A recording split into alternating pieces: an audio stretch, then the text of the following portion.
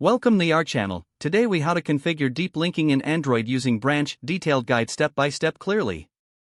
To configure deep linking in Android using Branch, start by creating a Branch account if you haven't already.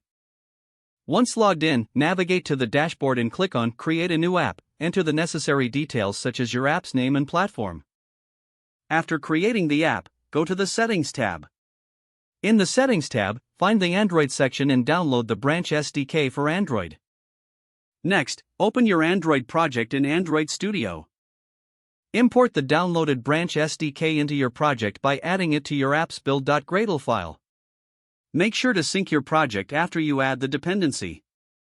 Now configure your Android manifest.xml file to include Branch's URI scheme. Add an intent filter to handle incoming links by specifying the action, category, and data scheme. Then, initialize the Branch SDK in your main activities on Create method. Use branch.getInstance.init session to handle link data. Now create deep link URLs in the Branch dashboard. In your app, implement a method to generate a deep link using Branch's SDK. Set the parameters for the deep link, such as the URL path and any additional data. To test your deep link, use the Branch dashboard to create a test link. Copy the generated link and open it in a browser or the Android emulator. Ensure that the link redirects correctly to your app and opens the desired content. For any custom behavior, check the Branch documentation for more advanced configurations. Finally, perform thorough testing to ensure that deep linking works consistently across various scenarios. If the page does not load, refresh the browser or try again in a private or incognito window. Make sure you are using the correct email address, then retype it carefully to avoid small typos.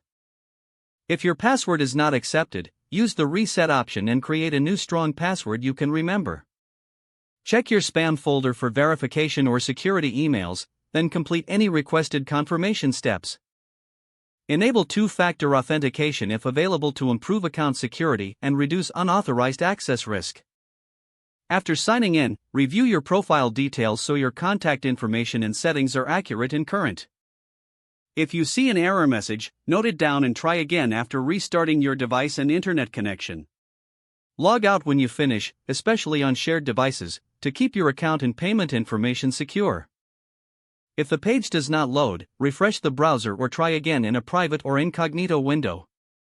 Don't forget to like this video and subscribe to our channel for more step-by-step tech guides.